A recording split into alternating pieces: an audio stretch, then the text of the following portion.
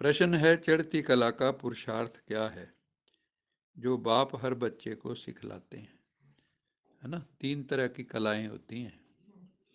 एक है चढ़ती कला, ऊपर की तरफ जा रहे हैं हम। एक है ठहरती कला, जहाँ हैं वहीं खड़े हैं। एक है गिरती कला, नीचे की तरफ। तो हम ये देखें, हम ऊपर की तरफ जा रहे हैं, भगवान हमें ऊपर खींच रहा है ना। ज़्यादातर लोग साधारण जी रहे हैं, वो जो नेगेटिव थिंकर हैं वो नीचे जा रहे हैं। उनके रोज संस्कार और भी गड़बड़ होते जा रहे हैं।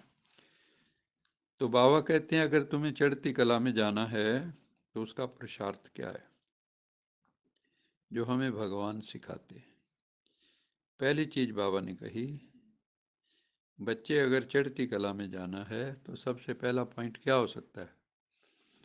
बुद्धि योग एक परमपिता परमात्मा से लगाओ। ये बुद्धि कहाँ लगी होनी चाहिए?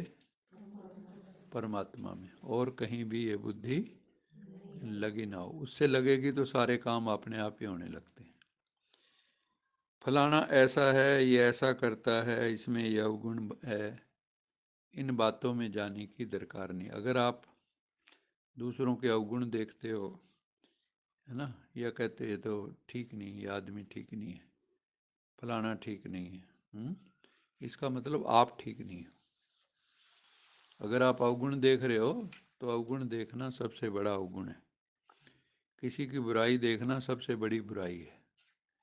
तो वो जो करता है करने दो, आप अपना करो ना। वो बुरा करेगा तो आप भी बुरा करोगे क्या? वो कुएं में गिरेगा, आप भी कुएं में गिरोगे। वो जो करता है वो उसके कर्म उसके साथ जाएंगे, और जो तुम कर्म करोगे तुम्हारे साथ जाएंगे। तो हम क्यों किसी की नकल मारते हैं? नहीं तो वो जीत जाएंगे। वो कहेंगे देखो ये बड़े योगी बने फिरते थे, हमने 1 मिनट में इनको पंचर कर दिया। है ना, कहाँ इनका मन तो स्थिर है नहीं। तो बाबा कहते हैं इन बातों में मत जाओ, अवगुण देखने से मुंह मोड़ लो।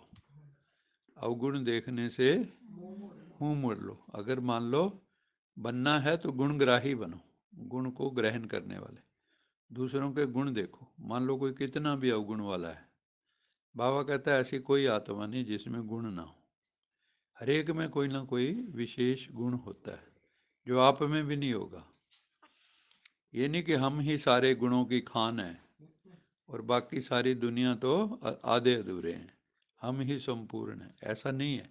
हम भी आधे अधूरे हैं, लेकिन पुरुषार्थ कर रहे हैं संपूर्ण बनने का। तो बाबा कहता है अवगुण देखने से मुंह मोड़ लो। किसी के अवगुण ना देखो, किसी को गाली मत दो, किसी का नेगेटिव चिंतन मत करो, है ना, किसी का बुरा मत सोचो। कभी भी पढ़ाई से रूठना नहीं है। फिर जो चढ़ती कला में जाना है तो सत्संग जरूरी है। दुनिया का संग करोगे हर वक्त तो जैसी संगत वैसी रंगत, जैसा संग वैसा रंग। है ना। तो बाबा कहते हैं सत्संग रोज करना है, कभी भी पढ़ाई से नहीं रूठना है। मान लो आप जो हमारे से नाराज हो गए किसी बात पे और आपने क्लास छोड़ दी, तो आप तो भगवान से रूठ गए ना। क्योंकि हम लोग तो, हमारे में भी कमियां कमजोरियां बहुत हैं। ठीक है कि नहीं? तो हमें ना देखो, जो संपूर्ण बाबा है उसको देखो, जो भगवान परम धाम के छोड़ के आया अपना हम लोगों की चढ़ती कला में ले जाने के लिए, उसको देखो ना। वो क्या कह रहा है, वो बातें नहीं हम पकड़ेंगे। मेरे को ये कह दिया, या कोई बात बुरी लग गई, अभी तो इनमें बहुत कमियां हैं, इनमें अहंकार है, तो उसको छोड़ दोगे तो बाबा कहता है आपस में मनमुटाव मान लो होता भी है, भगवान से थोड़ी मनमुटाव करोगे। उसकी सजा जो है भगवान को दोगे क्या? और भगवान को तो कोई सजा दे नहीं सकता, खुद को ही सजा दे रहे हो। पढ़ाई से रूठना मैंने खुद को खुद ही सजा देना। मुरली में जो अच्छी अच्छी पॉइंट है उन्हें धारण करते रहो। रोज जो सुनते हो ना, घर जाके सोचा करो आज बाबा ने क्या कहा। है ना। नहीं तो यहाँ से जाके कई बार ये सोचते हैं अभी चलो होगी क्लास, है, जान छुट्टी लाखों पाए, घर के बुद्धू घर को आए। तो उसको याद भी करना है बाबा ने क्या कहा आज। एक दो पॉइंट भी अगर याद रह जाए ना तो 24 घंटे निकल जाते अच्छे से। तो बाबा कहते हैं अच्छी अच्छी पॉइंट जो मुरली की हैं उन्हें धारण करते रहो, तब ही चढ़ती कला हो सकती है। अगर मुरली के पॉइंट धारण नहीं करोगे और अपना पुराना स्वभाव संस्कार उसी को ही आप जो है हर वक्त उसी में ही जीते रहोगे, कोई बदलोगे नहीं, है ना। यहाँ किस लिए आए हम? बदलने के लिए। कांटे से फूल बनने के लिए आए हम, है ना। कौड़ी से हीरा बनने के लिए आए हैं, पतित से पावन बनने के लिए आए हैं। तो बाबा कहते हैं पढ़ाई से कभी रूठना नहीं है। दत्तात्रेय मिसल सब के गुण उठाने। एक दत्तात्रेय ऋषि हुए ना, हम उनके आश्रम भी गए थे। उधर गुजरात में है, कौन सी जगह थी वो? जूनागढ़ में। तो हम रात को वहीं ठहरे थे। उन्होंने ज़मीन के नीचे है ना बेसमेंट्स में तपस्या के वो बना रखे हैं, और वहाँ शेर शूर भी आ जाते हैं रात को। तो वो कहते थे भी आप जो मर्जी कोई जानवर आके मारता रहे, आपने दरवाज़ा नहीं खोलना, नहीं तो यहाँ पे कई जो हैं, क्योंकि पहाड़ों के बीच में ही है।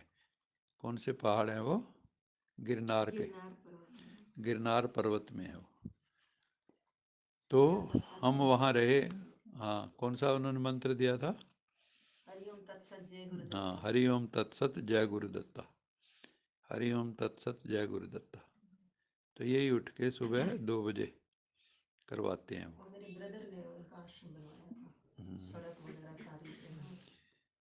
तो उसमें क्या खूबी थी कि वो सबके गुण उठाता था, है ना। जैसे मान लो किसी ने एक ये पा रखी है, तो कहता था देखो अद्वैत है ये। जब दो पेनी है तो मान लो चूड़ियाँ आपस में लग रही हैं, कर रही हैं, है ना, तो कहेगा ये द्वैत है। तो हर चीज़ से वो गुण उठाता था। तो ऐसे ही हमें भी हर चीज़ से गुण उठाने चाहिए। बाहर से बुद्धि निकाल के बाबा ने दोबारा कहा अंतर्मुखी रहने का पुरुषार्थ करो। चाहे जो भी आपका काम धंधा है वो करते हुए सोल कॉन्शियस बनने का अभ्यास करना है। आत्म अभिमानी, मैं आत्मा हूँ, मैं आत्मा हूँ, पक्का करो इसको। मैं आत्मा हूँ, मैं शरीर नहीं हूँ, मैं आत्मा हूँ, मैं शरीर नहीं, मैं श्रेष्ठ आत्मा हूँ, मैं परमात्मा की प्यारी आत्मा हूँ, मैं परमात्मा का कौन सा बच्चा हूँ? सुपूत बच्चा हूँ, कुपूत नहीं हूँ। तो मैं लाडला बच्चा हूँ भगवान का। ऐसे ऐसे आपने आपको कहो, और मुझे भगवान मिला है, मेरी कितनी अच्छी किस्मत है। तो अपनी किस्मत को भी कोसो मत। जो भी होता है ना वो कल्याण के लिए होता है। तो था ना कोई, वो सुनी होगी कहानी आपने कि राजा का एक कोई वजीर था। वो हमेशा कहता था जो होता है बढ़िया होता है। तो राजा की कट गई उंगली। तो कहता है जो होता है अच्छा होता है। वो कहता है राजा भी कैसे अच्छा होता है, मेरी उंगली कट गई। उसने उसको अंदर डाल दिया जेल में। और एक दिन राजा गया वहाँ शिकार पे, तो वहाँ पे कुछ आदिवासी लोगों ने पकड़ लिया राजा को। तो पकड़ के वो तो बलि चढ़ा देते हैं। तो लेकिन वो बलि उसकी चढ़ाते हैं जिसके सारे संपूर्ण अंग पूरे हों। तो उन्होंने देखा इसकी तो उंगली कटी है, कहते बिना इसकी बलि नहीं चढ़ सकती।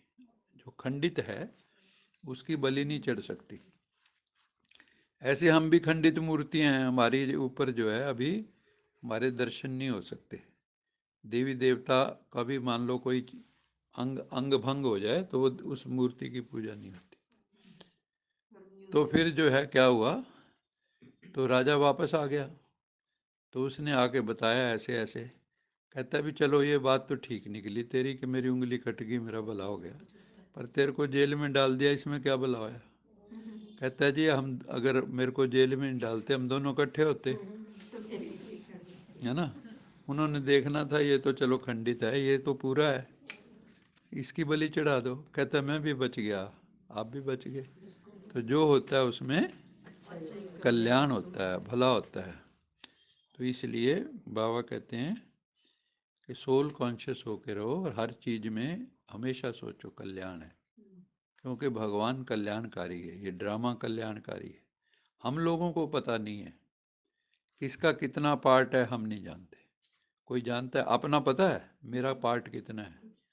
हैं? अभी बैठे हैं, अभी थोड़ी देर में पता लगता फलाना भी गया, फलाना भी गया। और आजकल तो मौत का बाजार गर्म है, कौन किस वक्त उठ जाए पता ही नहीं लग रहा। यंग यंग बच्चे जिनकी 20 साल भी आयु नहीं, वो भी जा रहे हैं। तो बाबा कहते हैं बहुत बातचीत में भी नहीं आना है ना। कईयों की आदत बहुत होती है ना, छोटी चीज़ को भी बड़ी लंबी चौड़ी बात करनी, व्याख्या करी जानी, और उसको रस मिलता है। कईयों को बातचीत करने में भी बड़ा स्वाद सा लेते हैं, बोल के इन्हें बड़ा मज़ा आ रहा है। लेकिन बाबा कहते हैं वो टाइम गए। अब जो है क्या करना है? मौन, शांत, चुप। हम यहाँ कोई ढोल की छैने थोड़े बजाते हैं। हम लोगों का तो योग क्या है? मौन, कुछ करना ही नहीं है। कितनी बढ़िया बात है। ज़्यादा से ज़्यादा हमारे गीत हैं, और कुछ नहीं। बहुत बातचीत में नहीं आना। अच्छा मीठे मीठे सिख लदे बच्चों प्रति माता पिता बाप दादा का याद प्यार। गुड मॉर्निंग रूहानी बाप की रूहानी बच्चों को नमस्ते। हम रूहानी बच्चों की रूहानी माता पिता बाप दादा को याद प्यार। गुड मॉर्निंग, गुड नाइट और नमस्ते। सदा रहो हंसते, कहीं नहीं बसते, बन जाओ फरिश्ते, बांध लो अपने बसते, चलो प्रभु के रस्ते। वाहेगुरु जी का खालसा, वाहेगुरु जी की फतेह। बोल साचे दरबार की जय। लोका समस्ता सुखिनो भवन्तु, लोका समस्ता सुखिनो भवन्तु, लोका समस्ता सुखिनो भवन्तु। ओम